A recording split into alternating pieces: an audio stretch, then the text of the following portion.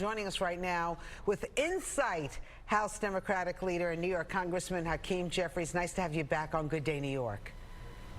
Morning, Rosanna. Great to be with you. So, Congressman, I know you said Republicans need to get their act together, but doesn't Congress need to get their act together? Is this not a time where the world is so fragile that we need to get together and find common ground right now? Absolutely. We've been making that point from the very beginning. Republicans do have a majority, and the majority has a responsibility to elect the speaker with 218 votes and to sustain a speaker with 218 votes. The Republicans have had an inability to do that, unfortunately, and so we find ourselves paralyzed as an institution.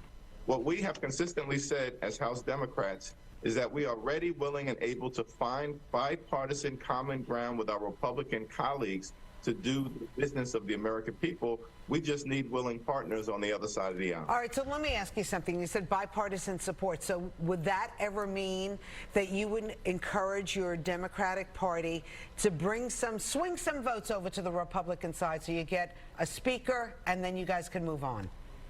We are looking for a bipartisan path forward that will be focused not on any one individual, but focused on changing the way the institution works so that bills which have strong support from Democrats and Republicans that are bipartisan because they would advance the needs of the American people in meaningful ways, allow us to solve problems for hardworking taxpayers, that they get up or down votes, as opposed to allowing the extremist wing of the Republican Party from being able to dictate everything and stop us from enacting an agenda that benefits all Americans. Okay, so it sounds like a no, that we would want the votes coming from your side going over to the Republican side, but and you're talking about bipartisan on just working with bills in general. What about the other way? What if you could kind of bring some Republicans over to your side, then all of a sudden the majority goes to you?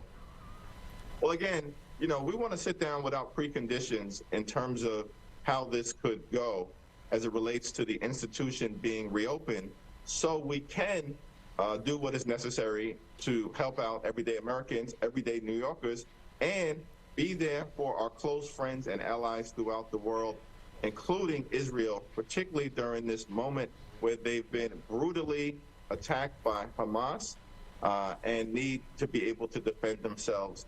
We want to stand with Israel. We want to stand with Ukraine. We want to stand with our allies throughout the free world.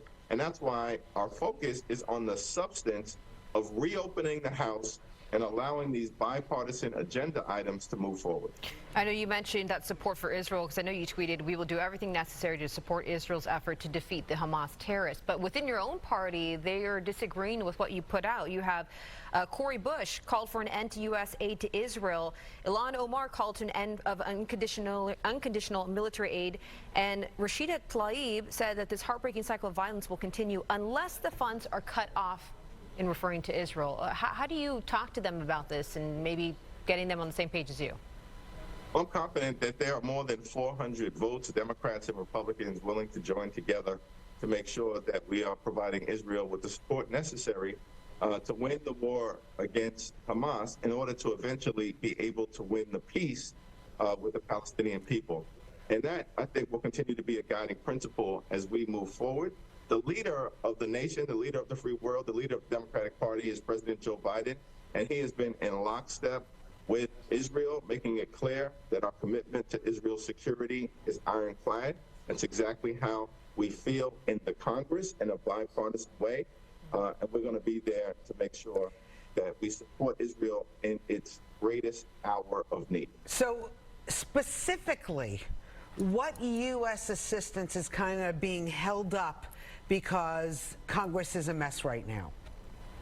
Great question. I think at the moment, the administration has the ability through its executive authority to provide military assistance, equipment, logistical assistance, intelligence support to Israel. But there will come a point in time, perhaps sooner rather than later, where the administration is expected to send up a supplemental funding request in the national security space that will involve support for Israel, support for Ukraine, support for other allies throughout the world, and also making sure that our military is ready and has the capacity to defend the homeland here in the United States of America and in other parts of the world where we may have troops. All right, what are the chances you're going to become House Speaker? Well, listen, we're going to work as hard as we can in November of 2024 to win back the United States House of Representatives for the good of the people in New York, for the good of the American people, so we can get the Congress back on track. Until then, who knows what will happen, but we are continuing to say we want a bipartisan path forward, not the Democrats, not the Republicans, for the American people. All right, I like that. I like that in theory. Congressman Hakeem Jeffries, good luck. We would like to see some peace in D.C. right now. Okay. Thank you. All right, Thank all you, the ma'am. best. Thank you.